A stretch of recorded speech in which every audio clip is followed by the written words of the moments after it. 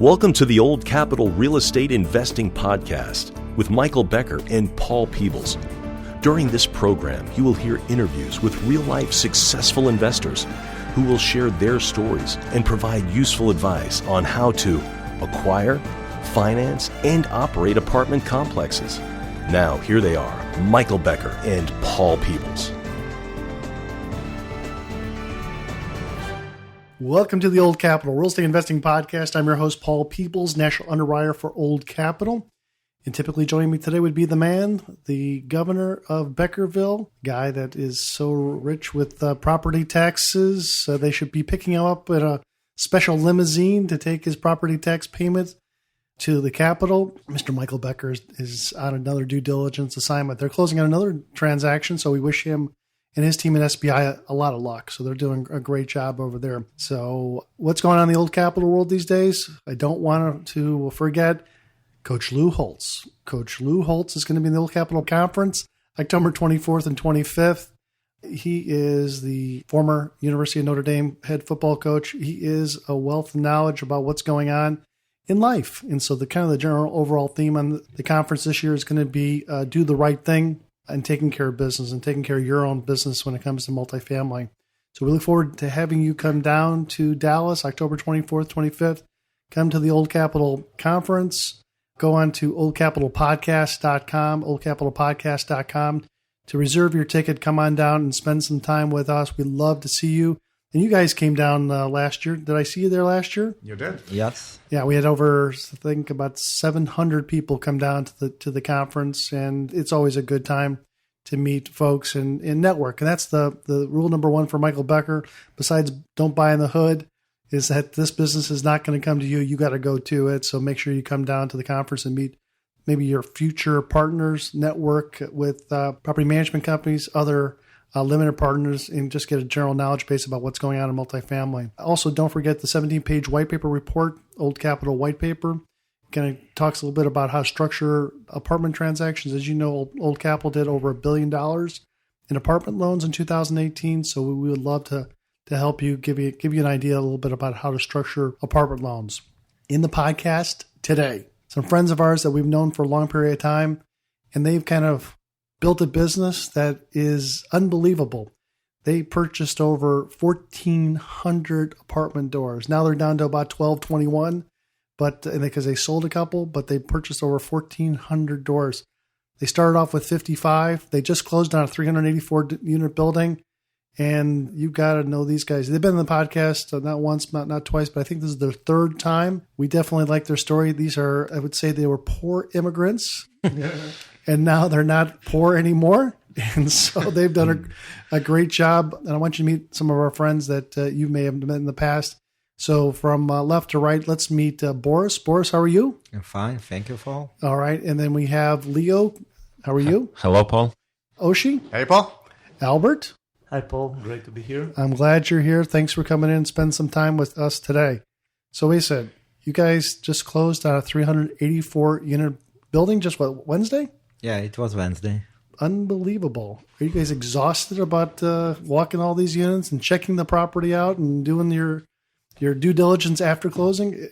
Everything's working out well?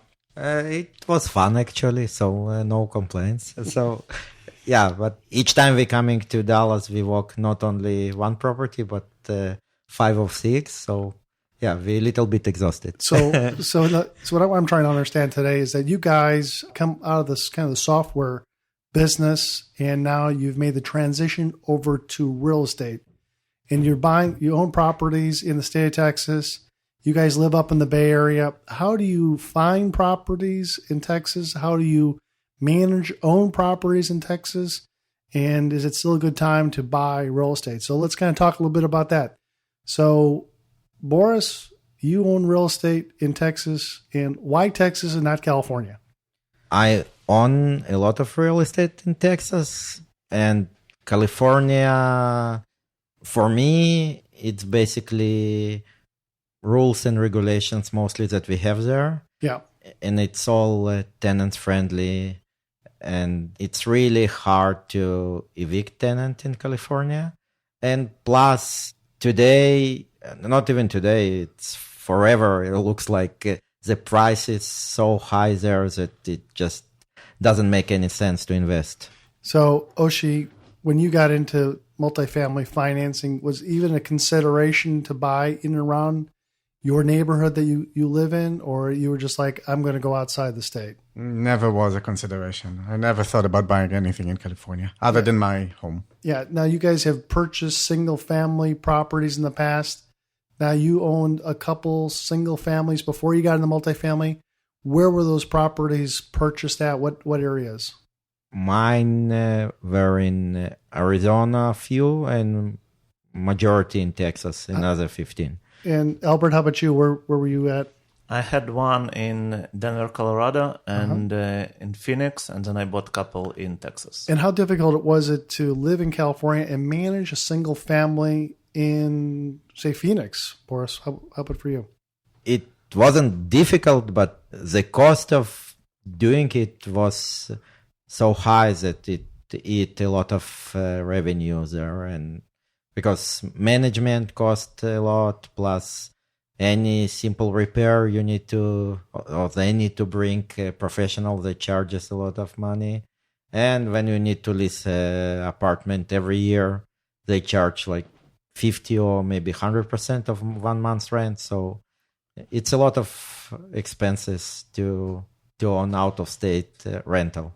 So it's also tough to scale with the single-family business, and you owned in Denver and you owned in Phoenix. And Leo, where did you own single families? Yeah, I own a number of houses, all of them in Texas. But I used to live in California back then. It was like same problems that Boris is talking about. So 4 guys that 3 of them still live in California. Fourth got a little smart and moved to Texas. And I would tell you, his wife kind of kicks and screams that she'd love to go back to California, but she knows the reality of Texas. And I think, how's Texas done for you, Leo, on your transition? It's amazing. I never regret it. For me, the only good thing in California is the weather. Yeah. Everything else is better and greater here. So I love being in Texas. So let's go back and talk about how you guys got together. How do you guys know each other? How long you guys have been in business together? So, Oshi, I'm going to let you take that story. Tell us a little bit about how you guys met. I've known Boris since the year 2000. We worked together as engineers in the same company in Israel. Yep. In 2007, we both separately, each with his own family, came to the United States. Huh. Turned out we started working again for the same company, but in the Bay Area. Mm-hmm. Worked there until 2013 and then found other jobs. And in 2016, we moved into real estate real time. 2015, we bought our first multifamily, and that's where Leo and Albert came into the business. So is this the original foursome, or was there somebody before? No, that's the original group. And wasn't Albert brought in just like Ringo into the Beatles? Yeah. Yes. So it's original from when we bought our first deal and moving forward. But before we bought our first deal, we had another partner, fourth guy, and he just decided that it's too much for him. He doesn't want to do it. So we needed to bring a fourth partner, and then Albert came along. So Pete Best left, and Ringo Starr is sitting right next to me. On the white horse, yeah. Well, I'm Save the day. Yeah, I'm certainly too bad that that person missed out on some great opportunities. Let's kind of walk through a couple transactions, and we're going to try to work our way up to Rolling Meadows, this brand new property that you guys bought just last week, 384 doors. So a lot of the people kind of want to understand is that you guys were engineers. How do you guys move from being engineers and doing single family to multifamily? What's kind of the process that you guys went through to kind of just think, should I do this? So it started with us joining an educational group, and we learned about business quite a lot there. Mm-hmm. It didn't work out for us because basically being out of state and trying to buy in Texas, we didn't kind of got support we wanted to get from them. Plus, they had some rules on who you can bring as your passive investor and who you cannot bring, sure. and many others. But we learned a lot, and we knew that we want to scale up and continue to grow, and we realized that single families, that it doesn't let us opportunity to do so. All right, let's talk about deal number one as we're working our way to deal number X, the 384 unit property. So deal number one, let's kind of go through that. How many units was it? 55 total. And what year was it that you guys bought it? We bought it in 2015. And between us girls, do you remember what you paid for? It's a two property portfolio, right? Two property portfolio, 24 units, built in 83, pitch roofs, individual HVACs, and then another property built in 1979, also pitched roofs, but chiller, two-pipe chiller. Two-pipe chiller. And I think we bought it for like around 40 a door. 42? 42 or so. Okay. And what was your game plan for this property? I know that you guys wanted to use this as a transition, kind of a stepping stone to a bigger property, but you weren't comfortable right at the beginning to try to take down a 120 or 150 unit building. You just wanted to put your big toe into the bathtub and kind of figure out, is this something that I want to get into, want to move into multifamily? So, you kind of have to think with the end in mind, was it the right property to buy to transition through? I think it was, because we didn't want to take any passive investors on the first deal. Okay. It was just 4 of us. So we said we will do mistakes. So we don't want other people money to learn on those. Sure. And basically, we were limited on deal size. What mistakes did you make on that?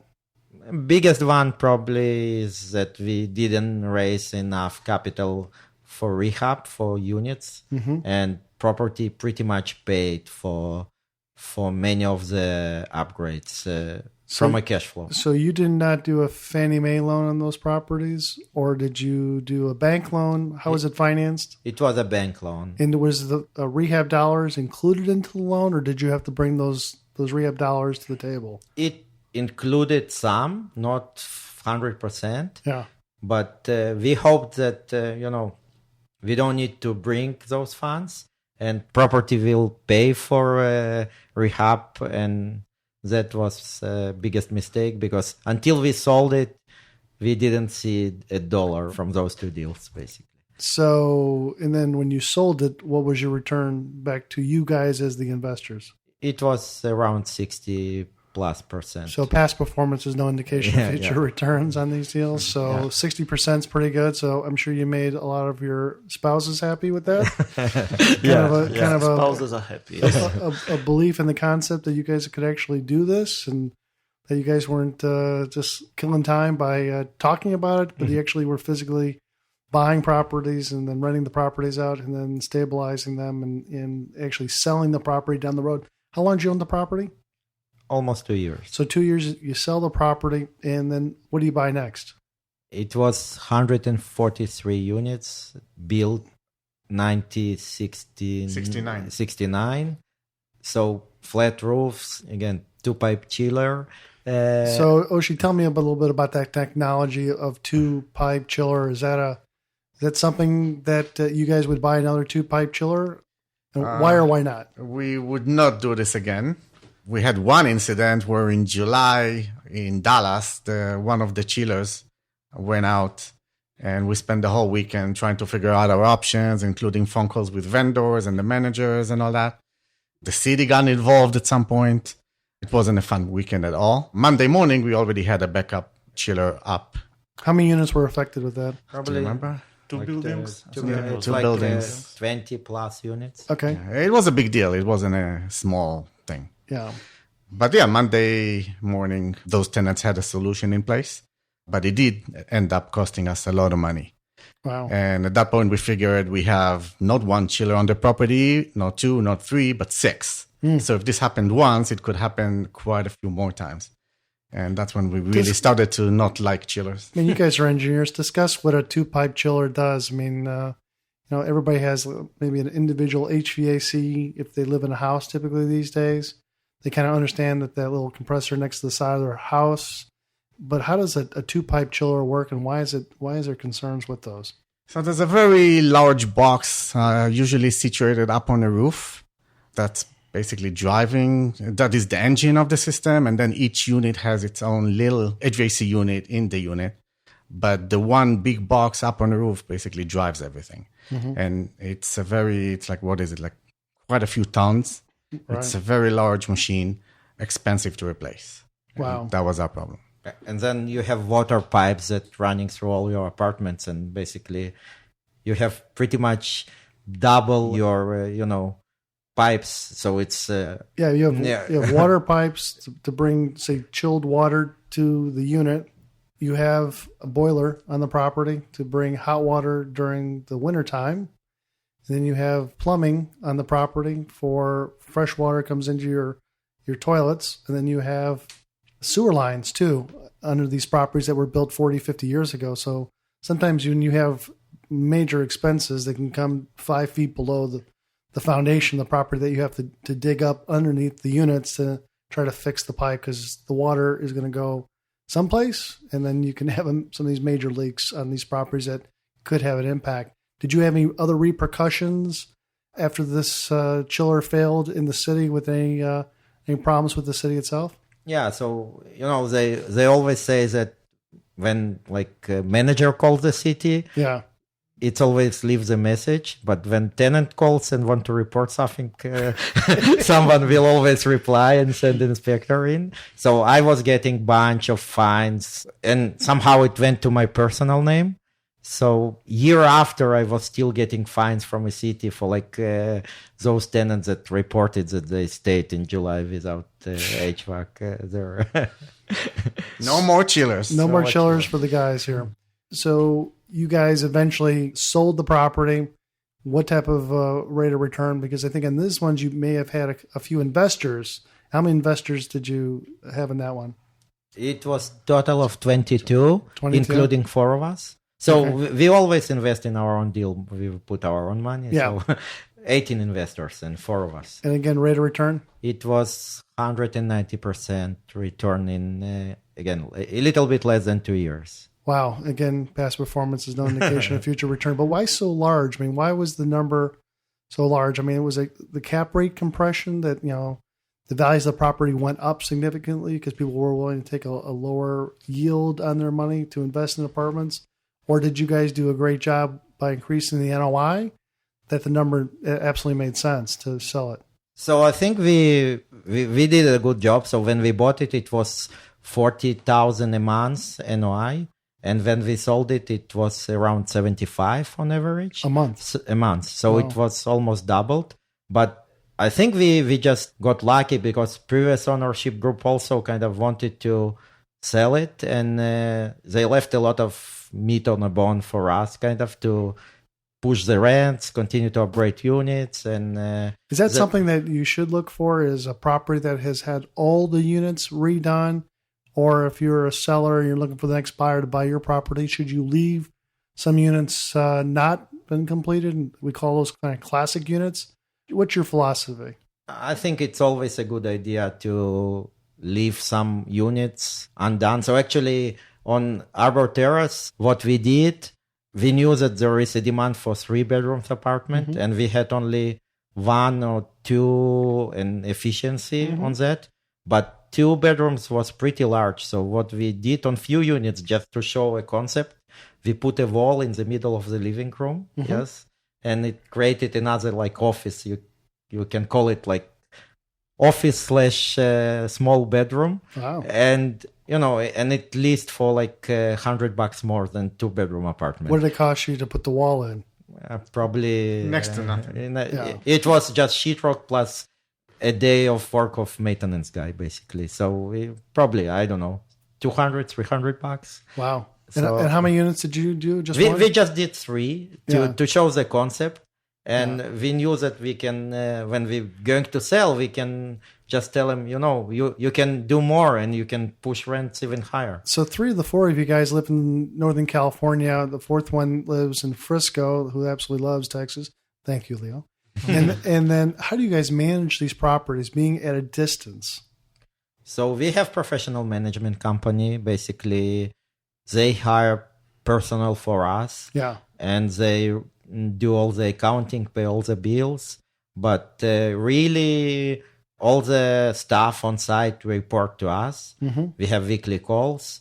We usually have some technology to help us with managing the property, which Albert can highlight a little bit. Sure. But the idea is with apartments, bigger project is actually easier. You can have more staff on site. Economy of scale really starts to kick in and help you. And it's overall bigger property. It's easier for us. You got 4 people in the general partnership, just like the 4 of you guys or so, managing these properties as asset managers. How do you divide up what roles 4 guys are doing? Like, kind of define, Boris, what you do, what Leo does, what Oshi does, what Albert does. Let's kind of walk around the table and let's talk about what people do. So my role is mostly new acquisitions, investors, relationship with investors, and also kind of day-to-day management of properties, pretty much. Okay. Guys? Yeah, this is Leo. So since I live in Texas and I'm very close geographically to all our properties, obviously my role is more involved to everything that requires present, either it visiting existing properties or when we purchase properties, I'm the guy who runs and visits all of them. Okay. Oshi? I'm good at analyzing numbers, so I put a lot of numbers on Excel sheets and everything, and make sure that the business actually is doing what it should. I also tend to write better emails than everybody else in the group, so I write the important emails. Yeah.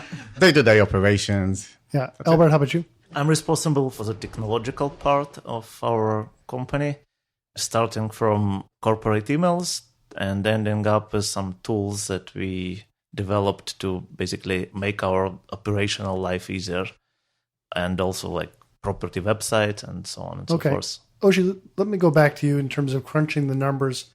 How do these deals come to you guys? I mean, now you've started to buy other properties, or brokers starting to push out, offering memorandums to you, maybe to take a look at maybe an off-market deal. But you are the one who crunches the numbers. I mean, what's your experience? How did you learn all this? So yeah, it was a process. Definitely, it's not something it's not knowledge you're born with. Right. But it's not rocket science either. Right. Basically, we have a proprietary Google sheet. Okay. That takes in all the rents and estimate of expenses, and kind of crunches the numbers, spits out the expected returns.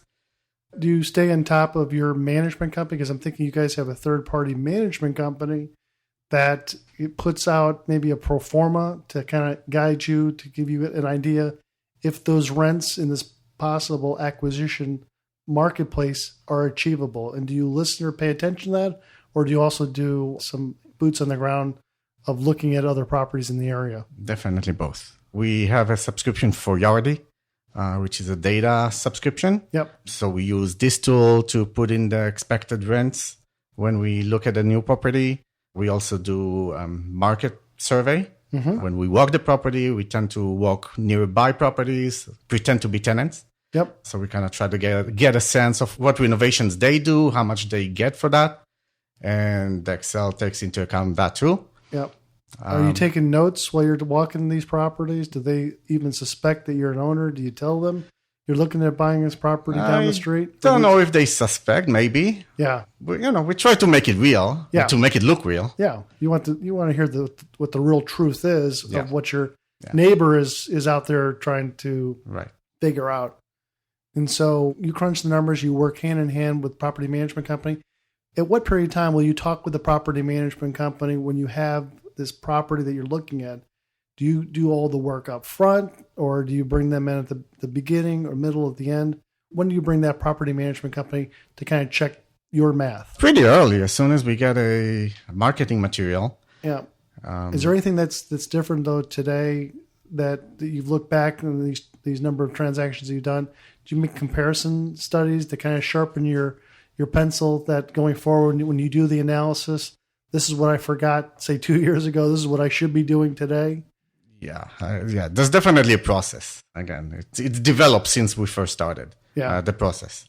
How are you feeling the market is today in Texas of where you guys are buying properties? Is it still a time to buy apartment buildings in Texas? I think so. Yeah. We bought 2 properties this year. I think these are very good deals. Yeah. So let's kind of talk. We stopped off at on the property over in Arlington. You sold that property. You guys did a great job. The buyer was happy with what they acquired from you. Now, what was the next property after that? Again, we're working up to that 384 doors. So next one was a portfolio of 2 properties, total 225 units. Wow. So 2 properties. How far were they away from each other? A single seller? Is that what you're saying? It's a single seller. They, both South Dallas, one in DeSoto, the other one in Seagoville. It's probably 15 miles away, one from another. So it's, in a sense of managing them, it's 2 completely different projects, but we just raised money and we presented it to our investors as one deal, basically. So every investor invested not in one deal, but in two deals, basically. How many investors in those deals? It was around 50 plus investors in those 2 deals. A lot of them were your investors in the previous deal?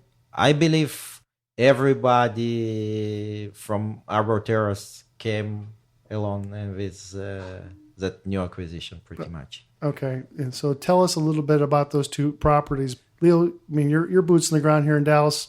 Paint a picture of what those 2 properties look like. Yeah, so those are 2 very nice, very stabilized Class B properties, built in 80s, pitched roof, individual HVACs. Stabilized properties, what's the occupancy of the properties?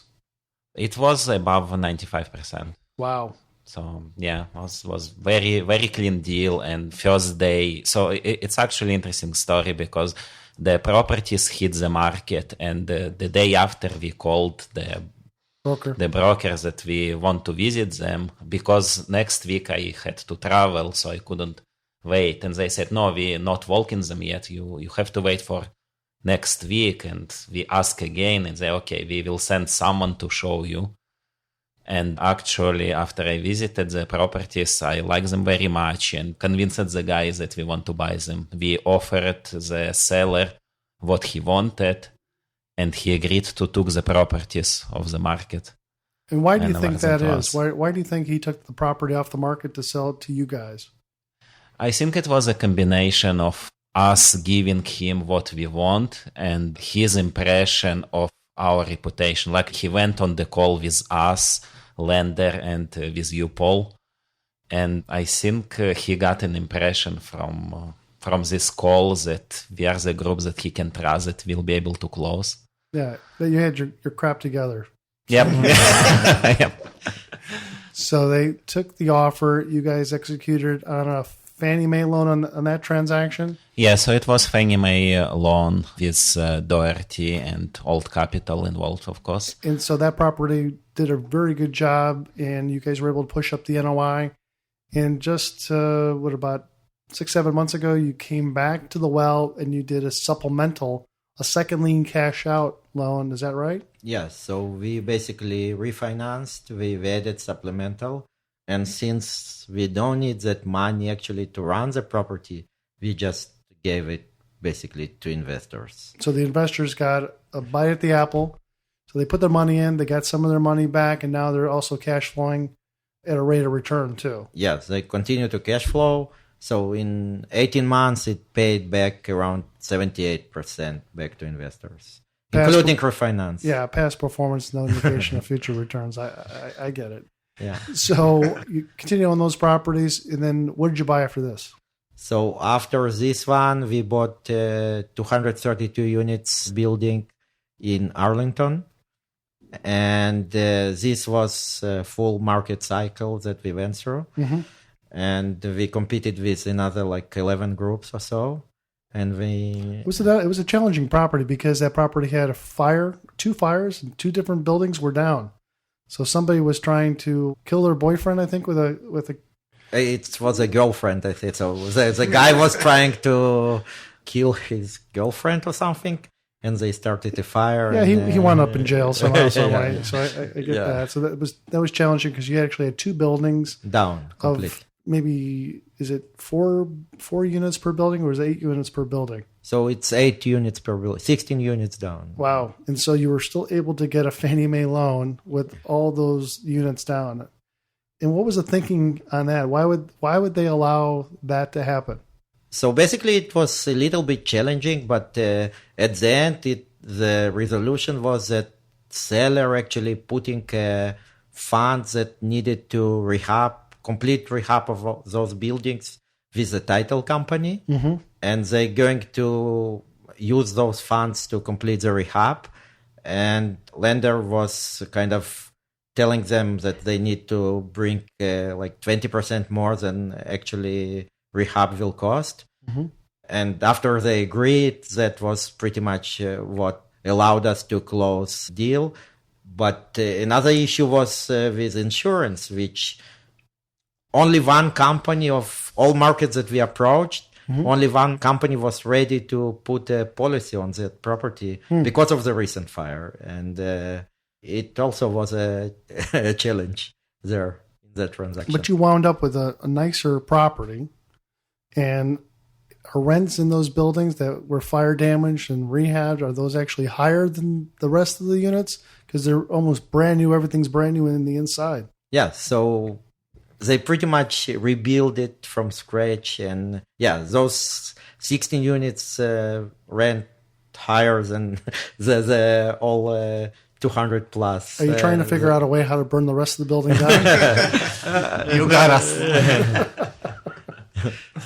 So that, that's a stabilized property now. So that was about a year and a half ago, 2 years ago, you bought that property? Year and in a month, yes. Yeah. Last summer. Yeah. So you bought that property then, and it's done very well.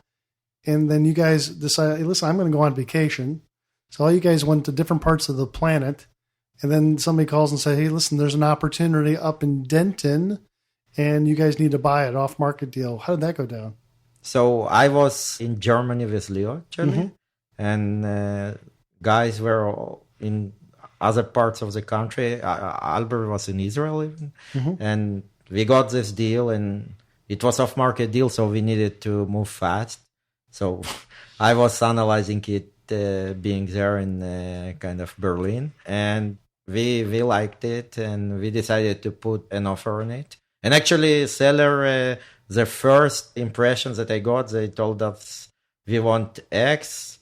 And I told the broker, I understand they want something for it, but it's too high. So he said, they really want to sell. Let's just try to put an offer in and see if they will take it.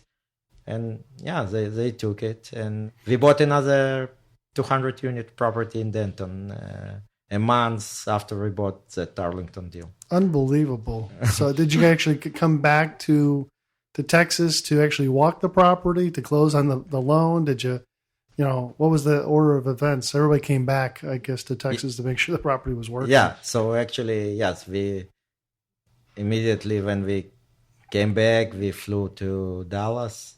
We walked the property. We did all the due diligence, and we knew that. Another stabilized property taken down by the guys. All right. And then just in the last, say, 3 months, you guys bought another property. And so where's that one at in relationship to your other one down in DeSoto? So it's just a neighboring property. Basically, they share the same fence. Yep. And really, really clean asset. And we knew that for us, it's a no-brainer pretty much, because instead of having 113 units building, we can add another 180 and basically manage both of them kind of together as larger assets. So are you going to try to shut down one of the offices on one of the sides of the property and try to manage it from one building to manage both properties? Yes, exactly. That's what we now waiting to approval from a lender, but that's the plan, exactly. So that's kind of economies of scale, is that that if you can take two properties that are contiguous to each other, kind of either take down that fence or make a hole in the fence, have tenants be able to go back and forth, and I can use this pool, you guys can use that pool. So it's like gaining another pool on the property and additional amenities to the property. Then you could probably save another, a half of a person, of a half of a staff member, or 2 staff members on the property. So now you start to get efficiencies on the property. And so that property, what was the name of the property that you guys bought? It's called Creekwood. In that very clean property. That seller had owned that property for a long time before he sold it. It was like ownership of 30 years. Unbelievable. And what was the reason why he was selling it? So that's what broker told me. Yeah. He's like 67 years old now. Mm-hmm. So basically, he just decided to get rid of one of the projects. He owns this one and another deal or two in Vegas, I believe. Mm-hmm. So he said, I keep Vegas one, but too much work to manage this one too. So I just want to offload and sell it. All right, now we're getting to unit number 384. So now you guys just remember, 4 years ago, you bought your first 2 buildings that had a total of 55. Now you're buying 384 doors. So Albert, paint a picture for me of what this 384 unit building looks like. Again, what's the name of the property? It's called Rolling Hills. Yeah, Rolling Hills. And what city is it in? It's in Lancaster. Lancaster? Yes. And it's the first impression when we came there, it was like, this is huge. It's the biggest property we had. It's like a size of an aircraft carrier. Yep. So it's also a 80s build, pitched roofs, individual HVACs. This is what we buy right now. It looked clean, and the previous owner invested a lot into the exteriors, but he didn't do interiors mostly. So our approach is to work on improve the interiors and raise rents for this part. No 2-pipe chiller, Oshi on that one? Nope. So let's kind of walk through. So how did the deal come to you guys? And again, why do you think you guys were chosen as the buyer of this property? So the story is that a month before we bought this one, we were on best and final on a deal which was really close by with the same broker. And we ended up competing with another group from New York. And we lost that deal. It was also 300 plus doors. And when that property came a month later, we already knew the area. We knew that we want to be there. And it was the size that we looked to kind of add to our portfolio. So everything kind of came together. We knew that we liked the deal. Leonid walked it. And I actually was in Dallas same weekend, so I drove it too. And basically, we spoke to a broker on a deal, and we asked him, do you know if the seller will entertain this off-market kind of offer? Because it was just a few days on the market. And he spoke to the seller and he said, yes, I will. And apparently they were trying to do 1031 exchange. They're still trying to. So they actually wanted to find a buyer fast because the deal that was replacement was kind of in a horizon for them. So they just told us, okay, if you serious and really want to put an offer in, just go and do it and we can talk. And that's what we did. So you put an offer in, but you also had to put hard money in too. Yeah, so it was 400,000 non-refundable. Oshi, what is it like to write a $400,000 non-refundable check? It's not as bad as it sounds, actually. We kind of do this on every offer we submit these days. Yeah. But we don't submit an offer until we actually know what we're getting into. So by the time, we have this quick analysis Excel that I was mentioning before. So by the time the numbers check out here, we get what we need from the lender, we get what we need from the management company. We are confident enough to put this kind of money at risk. What do you guys do when you guys are, this is a big property. Every property you guys have bought is a big property. Do you guys do like a physical due diligence? Who handles that? What do they do? What are they looking for? Kind of walk through with us about how you get a comfort level with the physical nature of the property. So Leo usually walks properties as soon as he can, as soon as they come out of the market, into the market. Sometimes you join him, so you know the process well. Sure. We sometimes get to have some of the property inspected by vendors before we put their hard money in, but sometimes sellers won't allow it. So it kind of depends if we're able to squeeze it in. On this one, what did the seller allow you to do and not do? I don't think they allow. Yeah, he didn't allow us in. So basically, it was just Leo and you. I think you were walking it. I walked it, yeah. Yeah. So, by the time you see it, it's like we feel good about it. Yeah. If you give us the green light, it's already, we're in good shape at that point. So you guys have crunched the numbers. You've walked the property. You've written that big check. Tell us a little bit about, again, why did you like the property? Why did you like the area? I mean, what was the opportunity that you saw on this deal that you could increase the value? And then we'll talk a little bit about the investors that you're going to look at.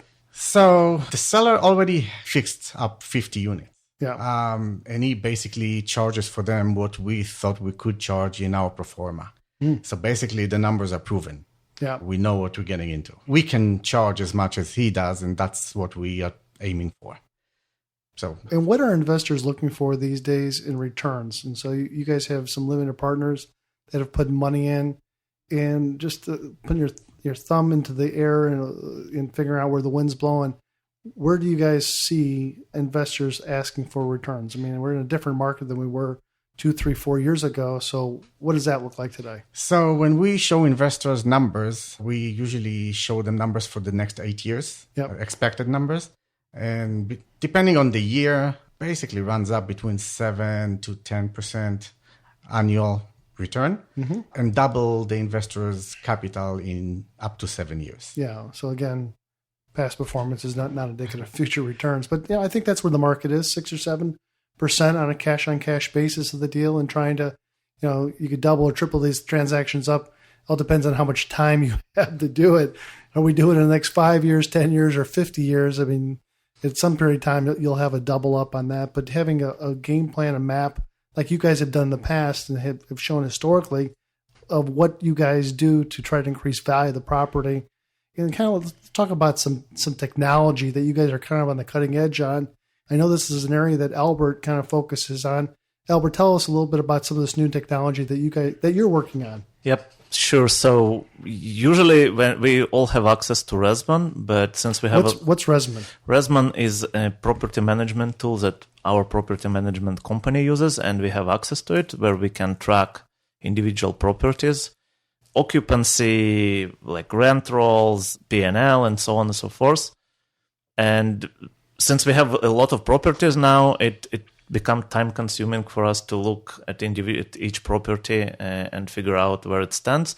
So what we developed is a dashboard which aggregates not all the information, but a lot of information from multiple properties on one page. And in one glance, you can see where you stand, like where your assets stand. It also has some notifications to property management, which to our property manager in the office, to update us on different things. It keeps track of vacancies, keeps track on how many weeks each unit was vacant, and so on and so forth. It's absolutely fascinating, the stuff that Albert has created. We're sitting here with all these high technology guys that now have entered into the multifamily business and real estate, which is a labor intensive business, but the technology really plays a huge role. And so what Albert and his group have created, almost like a stoplight, a green, red, yellow, and it kind of reflects on where you as a manager or even an asset manager should be paying attention to.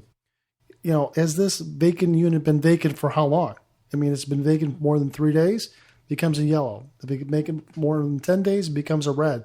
So we got to figure out, why is it still red? Is it a down unit? Is it the property that someone's moved out at, needs some additional hard work in the deal? We need to figure this out and kind of bring it back to a green as quickly as possible. So this software that Albert and the guys have created kind of helps you on the top level to figure out where the occupancy is at, where it's going to, because you want to try to manage the property to the trends. What's the trend look like, and how to stay in front of the trend. Anything more to add to that, Albert? Yeah, we're constantly improving it. We will add work orders probably like in a couple of days, and some other features that we work on. So you guys are technology guys, and so now you've made a jump into multifamily, made a jump into real estate. How many guys are still working, and how many guys are about to quit? So I'm gonna start from my left to my right. Boris, you're kind of the leader with Oshi in this group here. Tell me, are you full-time real estate, part-time, No time. How do you? What are you doing? Yeah, I'm full-time real estate, but Wow. Full-time doesn't mean it's 8 to 5. Yes, it's it's probably 9 to 12 every day. It's as much as you want it to be. Yes. Yeah, because you guys are going out and finding the opportunities, and you guys raising the money itself. Leo, I'm going to ask you this question: full-time, part-time, where do you come in? So I still full-time employee, but it's happy to announce that it's going to end in 3 or 4 weeks from now. 3 or 4 weeks. Yes, I am really sitting and counting days until my corporate You should see America life is over. You should see the smile on this guy's face. Congratulations, because Thank you. this is really what you guys have the passion to do. I mean, this is something that you guys have talked about for years, about trying to transition from a W-2 income to a real estate passive income and being active managers in your own stuff. Oshi? I've been doing this full time for 3 years now, and every single morning I feel blessed.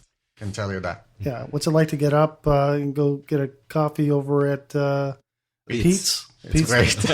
I love this. So they have an office over in Santa Clara, California. So if you want to stop by their office, it happens to be called Pete's Coffee, and they are in their offices at Pete's Coffee from what hours?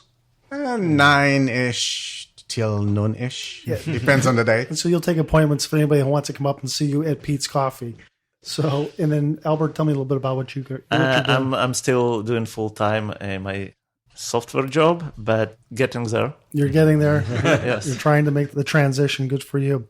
We're in the process of trying to wrap this up. Tell me, has there been any challenges that you have found that you think would be important for people who are just getting into real estate to understand?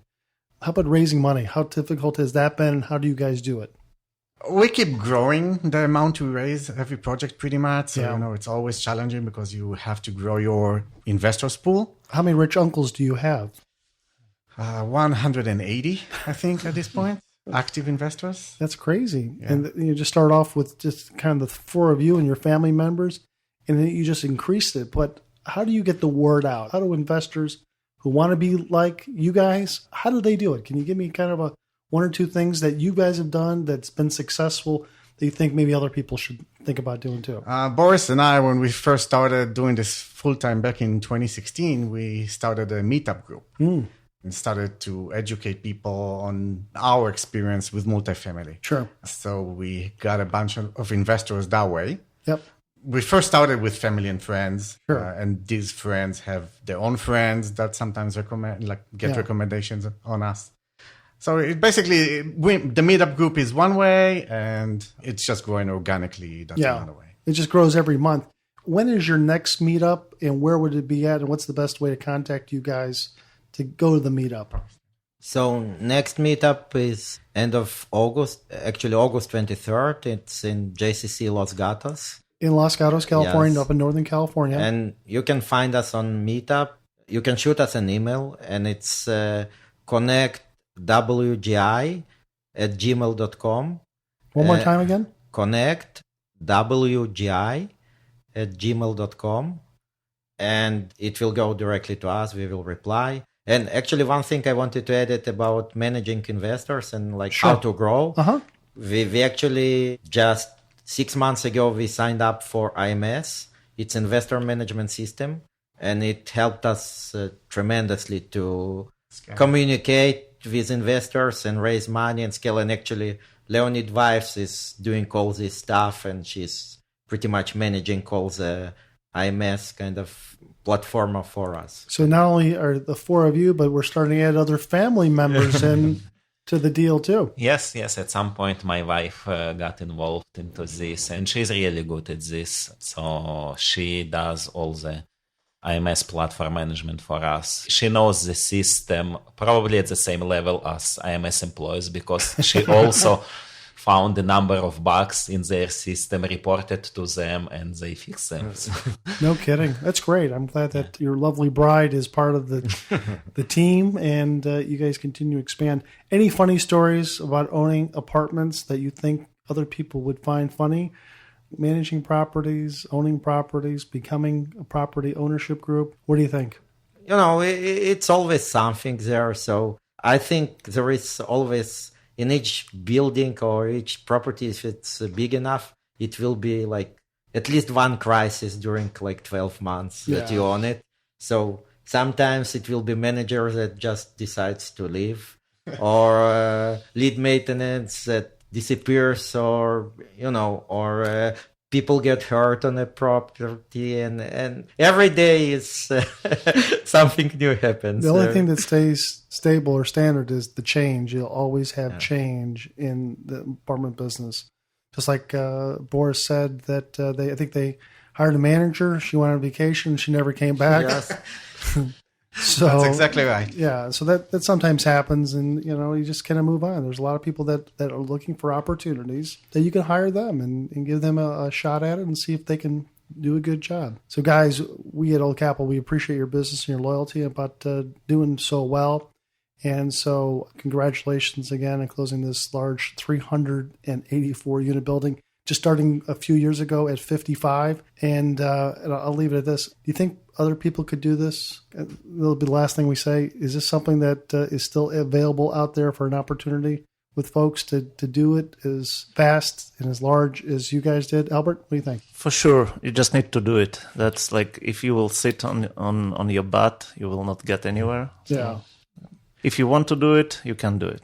Well, hopefully you guys can be at the Old Capital Conference here in October 23rd, 24th, and then some of the folks that listen to the podcast that want to be just like you, and that you'll have a chance to meet the guys here. Again, Boris, thanks. We appreciate that. Leo, Thank you, Paul. Thank you. Thank you. Oshi, pleasure. Paul, and also all your help. You had a big part in what we did. No Thank problem. Albert, always the best. Thanks a lot, Paul. We appreciate it. Again, thanks, guys. Again, I'm Paul Peebles. Have a great day. Thanks for listening to the Old Capital Real Estate Investing Podcast.